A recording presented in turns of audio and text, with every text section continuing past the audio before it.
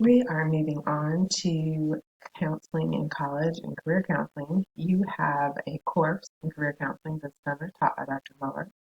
We used to have Dr. Pruitt teach it, who is the career counselor at the college. I suggest if you don't know her, meeting her. She has great resources for you. But also, you would have an opportunity to do your internship in a college setting.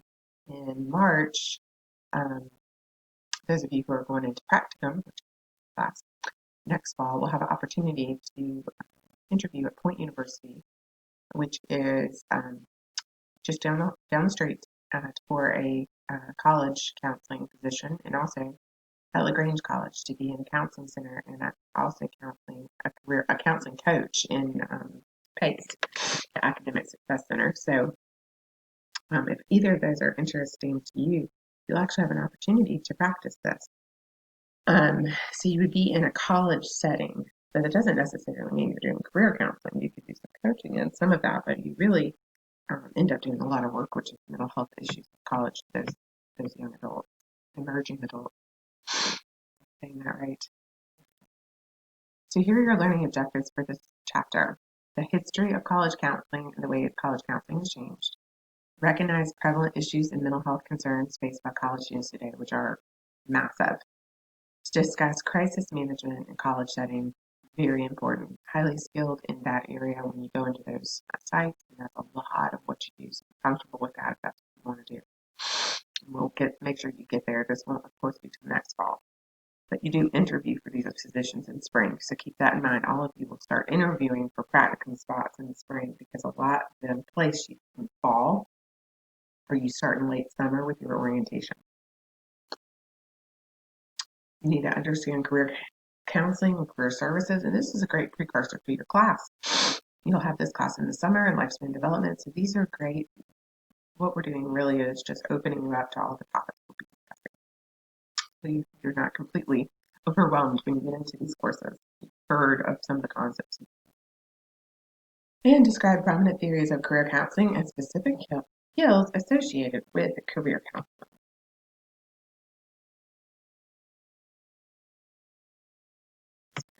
So many times when I make it bigger, you guys can't, you're not in my frame. I know you really want to waste your time about that. See, the whole thing I don't think. I mean, it cuts you off at the top. This is counseling in college and university settings. Whoa. So came into existence in 1861 at Amherst College. The impetus was a focus on students' health, their physical health. At this time, mental health was the responsibility of teachers and clergy who emphasized guidance and character. Interestingly, also around this time, about 1908, is when that Clifford Beers published that book, A Mind That Found Itself, that we learned earlier in the semester, which promoted the concept of mental hygiene. He had these mental difficulties and had gone into the hospital, if you don't remember, and wrote a book about what he discovered there, kind of uncovering the horrors of mental institutions. And he heavily influenced the movement into what they called mental hygiene clinics. And in 1910, Dr. Peyton came along and he started to notice that students were not finishing their college education because of social and emotional issues. So retention rate for those students. And it's interesting if you think about it, we know that is the primary reason that people often do not finish their degree. And he advocated for institutions in higher ed to begin offering ways to help students cope and be emotionally stable. And after that, several other colleges and universities opened clinics just like his, they were called mental hygiene clinics. That's what I was talking about with Beers too. It's really interesting because when you think about mental hygiene, it's such an interesting term, isn't it? And then we have this Dr. Frankwood Williams. Um, he came in a little bit around this as well. So Dr. Frankwood Williams, he addressed the American Student Health Association to discuss the issues of mental hygiene. He really felt like it was very important for us to begin working with students on mental health because they couldn't reach their full capabilities because of the mental health issues. And of course, as you'll remember, during that time, a lot and not just this time, up until more recently, those college counseling centers, they were on vocational development. They weren't focusing on mental health. And it's sad to me that we didn't come further along 1920 forward. Think about it. We still, I feel, have a long way to go here. I feel like we should have an army of counselors in all institutions because if we did, all the other issues might abate that people have. If we had actual good, solid support, excellent clinicians with evidence-based practice, think about what we might mediate in an institution of higher education. And of course, after World War II, um, everything changed and counseling centers started to become more a part of higher ed because we have veterans coming back with serious issues. Surprise, surprise, surprise. We still don't get that PTSD till 1980. But something's going on with these veterans. A study committee for the Agreement for Advancements in Psychiatry comes out around this time saying we need to focus on emotional maturity. And there is a movement influenced by the mental hygiene movement, 1952. Also, the publication of the first diagnostical and statistical manual of mental disorders, and kind of a framework to work against. Many college counseling centers start to use a multidisciplinary approach. And then the establishment of independent accrediting bodies and professional organizations around this area and counseling also created during this time. In 1992, the American College Counseling Association was formed as a division within ACA, and that is still the subdivision of ACA, I believe. The name has changed at this point. We can look that up. All right. A little history.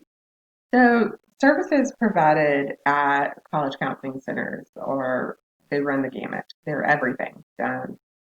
Because really, if you think about college students, and you guys are college students, if you think about the issues you might bring in or you might have brought in when you were in undergraduate education. And all of these are relevant here on this slide. So really, you would expect to see anything in a college counseling setting. There could be multiple psychiatric issues, suicidal, homicidal ideation. It's also not the greatest environment for working on a lot of issues because it's often brief, time limited. There are multiple people that need to be seen, and often the college counselors have other things they have to do on campus. Developmental issues are often emphasized in that age range, brief and solution focus, which we're about to learn in the other class, brief solution focused therapy, a comprehensive intake, and then a lot of psychoeducation. Here are some other mental health issues that students often have: stress, homesickness and adjustment, complex trauma, and dating violence. Pretty prevalent. I just took the Title IX training. Substance use, of course, and eating disorder and body images. So just make sure you look through all of that. 86% of college students reported feeling overwhelmed in the last 12 months. Transitioning from high school to college can be stressful, and also can be stressful transitioning from undergrad to grad. It's just a different, in some ways, graduate school is less stressful because you're treated like an adult, and sometimes that's more stressful because we don't hold your hands through everything. We give you assignments. We usually don't give you an example. You're kind of a self-starter. You have to pace yourself.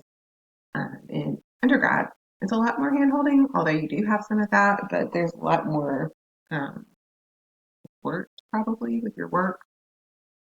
So these issues can be prevalent in graduate school as well.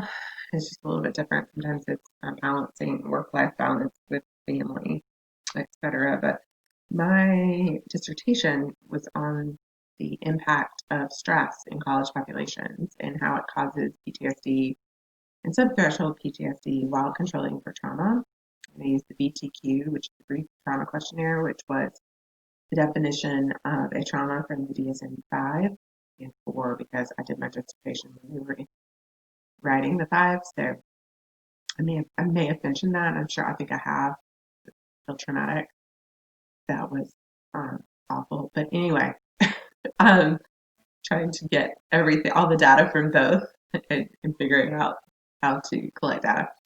So we found that the more stressful life events the students had, the more symptoms of threshold to full PTSD while controlling for trauma, which means they never had what we identify or define as a trauma, near-death experience or abuse.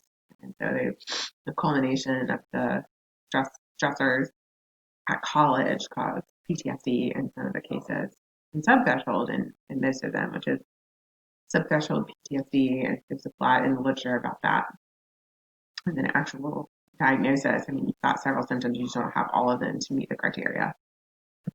I digress. Okay. There is severe mental illness and suicide is increased exponentially on college campuses. We had one at our college a couple of years ago, and it was awful. I did not know the young man. I'm sure some of you who are transitioned from undergrad to grad probably did know him, but it was awful. And probably one of your primary jobs as a therapist would be to do everything again to prevent suicide on college campus. It is the third leading cause of death for traditionally aged college students.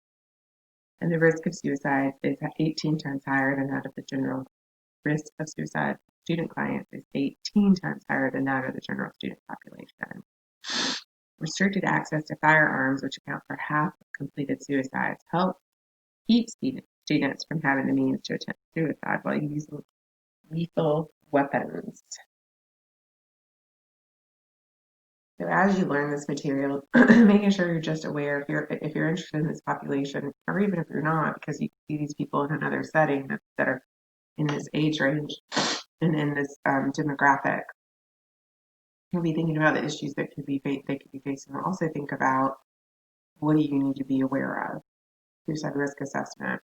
How often do you need to make sure probably that you're asking those questions. Okay. And then in one approach to addressing severe mental illness, suicidality, and other serious concerns facing college students is a comprehensive model, and it is called the New Diversity Initiative. Nolan et al. is the authors there. Ford, Kress, Anderson, and Novak. And the model addresses mental illness by looking at it from an entire staff perspective, so including everyone. And this is what I really like. I was a huge advocate for this recently, and in fact, we'll talk about it in 2 weeks, where everybody can suicide risk assess. No one needs to be uncomfortable. Everybody needs to know how to talk about it, not just the counselors or the psych faculty. Everybody needs to know how to talk about it. So educating everyone and help them to be comfortable and understand their own biases and sensitivity. The second form of this model involves forming a counseling center research team, which compares student mental illness on campus with regional and national trends. Campus research focuses on clinical issues of individual clients, as well as spirituality, self-interest behavior, which is cutting, family history of medical mental illness, stress management, conflict resolution skills. That information is then shared with administrators, faculty, and staff, and it helps to inform best practices in college counseling. The third element of the initiative is the video development. It is a training tool for faculty, staff, and students for conveying the gravity of severe mental illness and suicide. It can educate various campus constituents about how to address and assist students who appear to be struggling with mental health issues. The fourth element consists of a program called Because We Care. The program is designed to identify students in distress who may not otherwise be identified. Anyone can complete a form based on anything describing what's going on with the student and refer them to the counseling center. And we do something similar here with drop card, which obviously we have our finger, our pulse on you guys, on the pulse of the situation with you guys, but because there's not that many of you, so we can we all talk, and if we're concerned, we say something to you. If we're worried about you, I might say, "Are you okay?" Or I may check on you via email, or just make sure we'll follow up with you and just continue to communicate with you, and may refer you to counseling, or even we've done a suicide risk assessment on students before. Um, but that's not always the case with all the other faculty. So people can now put in drop guard, refer to the counselor, and so they'll follow up with them, which is great in undergrad. We don't use it in grad, but um, the fifth element of this initiative is academic misconduct research group composed of university staff and faculty, and the group investigates any misconduct and make referrals. So we have that with the Honor Council and some other undergraduate um, groups that monitor that. The sixth element provides for the program's long-term continuation through ongoing training. A team of faculty and staff designs a training module for presentations on campus, so such as students who are concerned about fellow students and faculty who are concerned about in-class disruptions. And also important to note that there could be issues with faculty, and there could be some kind of retribution or retaliation. There could be some inappropriate sexual assault or comments, harassment. And so, helping students to know what to do in those cases as well. You can also make a referral. But you could have students coming in and talking to you about all these things. So part of what you need to know where you're working is what is their crisis management plan. So if they tell you that, what do you do? Because your rules could be different than what we outlined in the code of ethics. It may be that if you're in a college counseling center and they report to you something like that, you might have to report it. I don't know exactly how that works on our college campus. You have to ask. I know for me, if somebody reported being sexually assaulted, I would have to report it to at least the Title IX coordinator, and that would be because for safety, to make sure the person is okay. And I think at that point, the person can decide what they want to do. They don't have to press charges, but we do have to let the Title IX coordinator know, as far as I learned in my training. Final element of that initiative involves using pre-test and post-test to assess knowledge gained by faculty and staff. But this is a really comprehensive training, and they mention in your text about the tragic occurrences in Virginia Tech and other universities. Counseling centers are directly involved in all of that, and we're involved in any kind of crises usually when things occur here on campus. We were called when that student completed suicide. I think I said a bit earlier. When you're trained on an earlier thing, you're trained on an earlier term, and we change the terms so much in our field. And now it's intimate personal violence, not domestic violence, and I get tripped up all the time by saying the old term, and I'm really working hard to make sure I say all the current terms. But I promise they'll change in 5 years again. We'll have another term, and all of you will be in the same boat with me. You'll learn the new term, and then anyway, we were all involved, and you in any town or whatever discipline you're in counseling, you could be called to respond to any kind of crisis. Okay, career counseling. And this is I love career counseling. It's really fun. This is exactly what it sounds like. You're helping somebody to formulate what type of career they might be good at, what kind of interest inventories that you might administer tests, assessments, and talk to them and help them. You may help them with interview skills. You may help them with their resume, help them with a job search, help in career transition. So career counseling is a really good field and very necessary. You mainly would find a job in the college setting. If you're going to do some career coaching as an LPC, you could put that on, and you could put that on your resume and do that and get paid for it. I mean, you could do some career counseling, and you could even code that like adjustment disorder or something in the DSM, because they're adjusting, needing help with their career, or maybe anxiety disorder, but one of your goals is career. So you could definitely put this in your practice. Now, I don't know that you could make, if you're not in a higher education situation, I don't know that you can make enough money doing this. I don't know why I decided to record this lecture. Well, I'm so hoarse. I am so hoarse this morning. I'm so sorry, guys.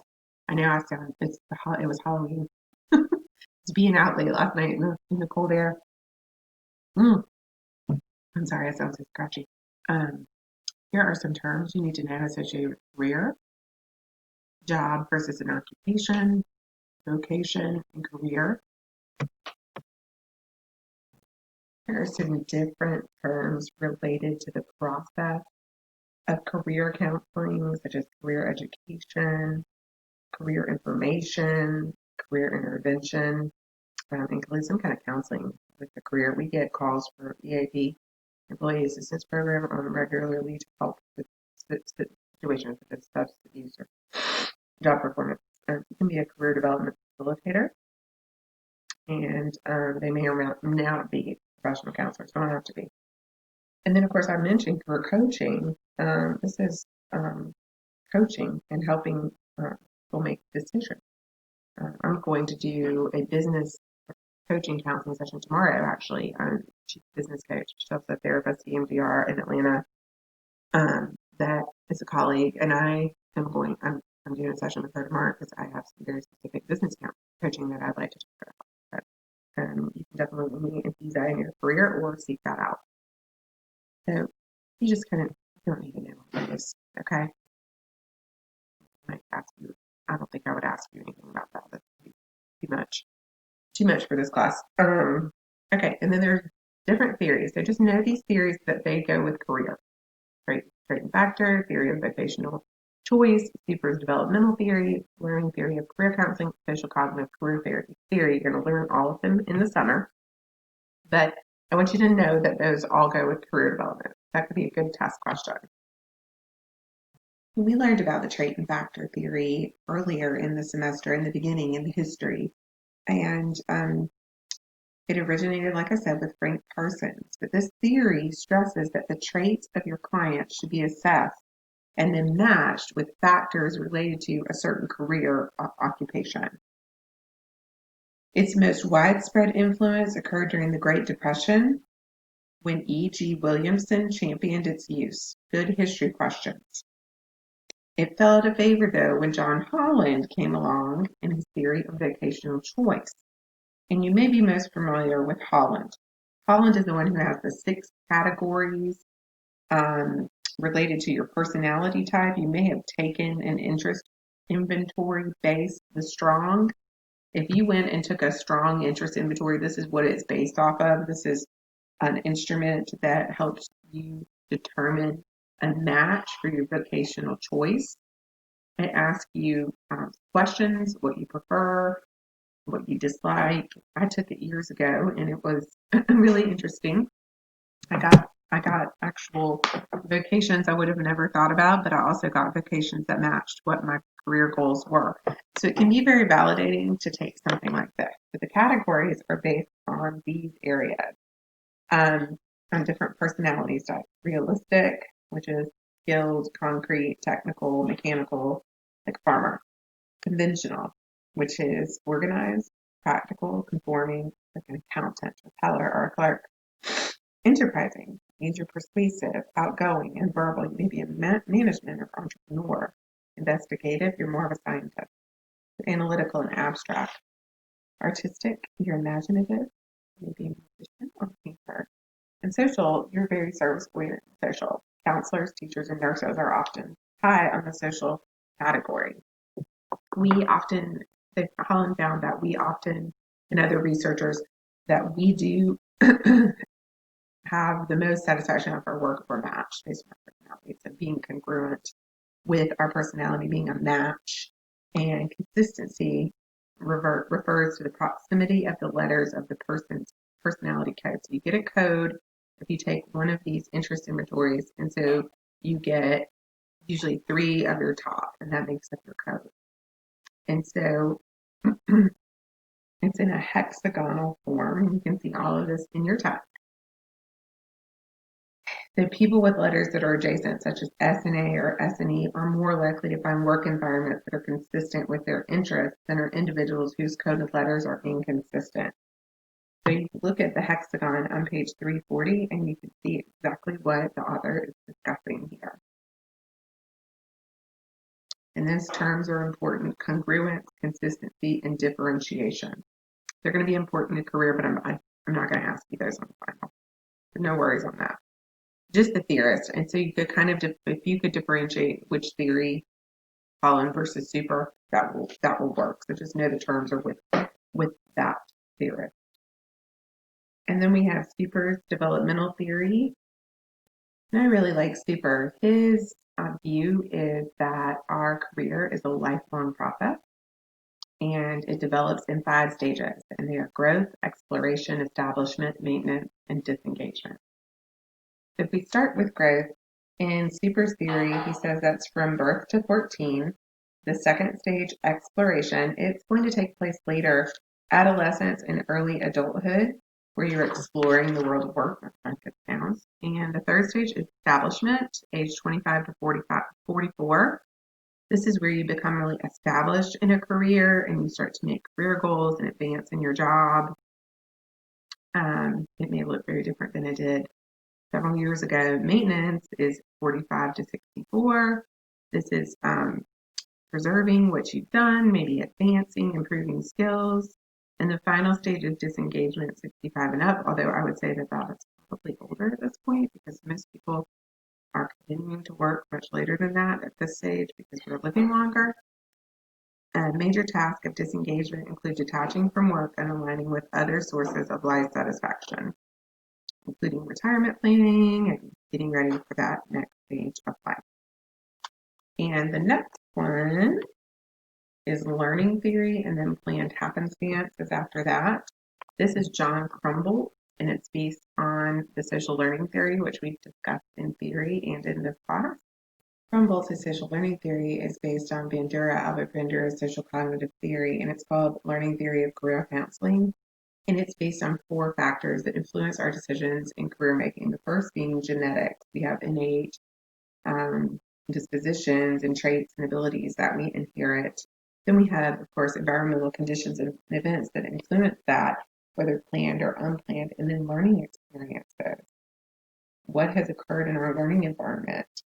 And then task approach skills, work habits, expectations, our cognitive processes, and our emotional responses.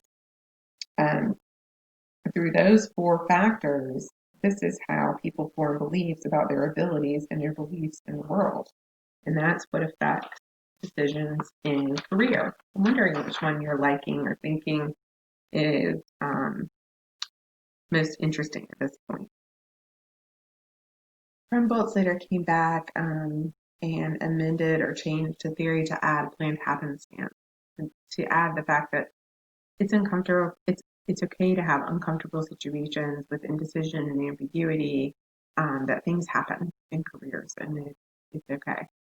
Social cognitive career theory is Lent, Brown, and Hackett. It is based on Bandura's social cognitive theory, and it is more complex.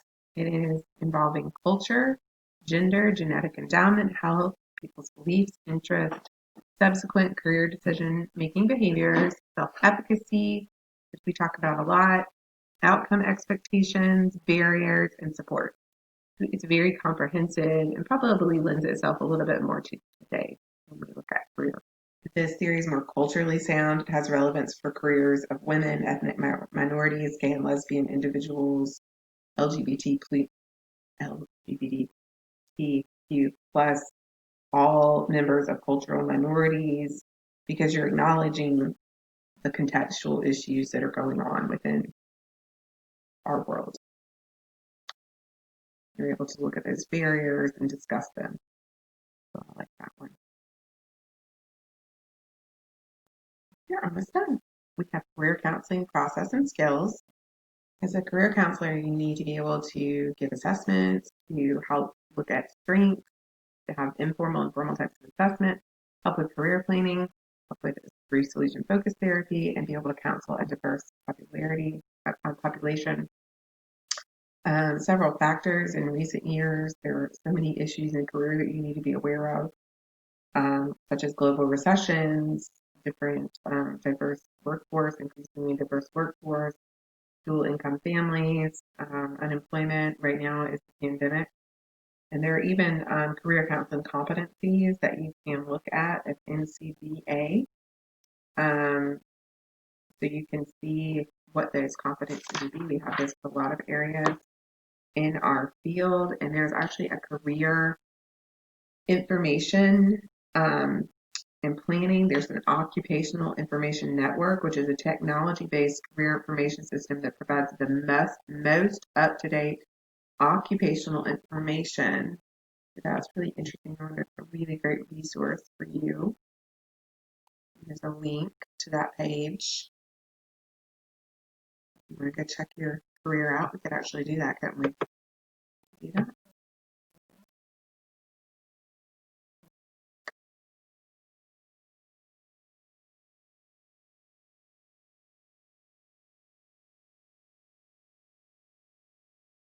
Oh, those are an interesting site. You can go to that ONET web page. I was going to pull it up, but just do it on your own time.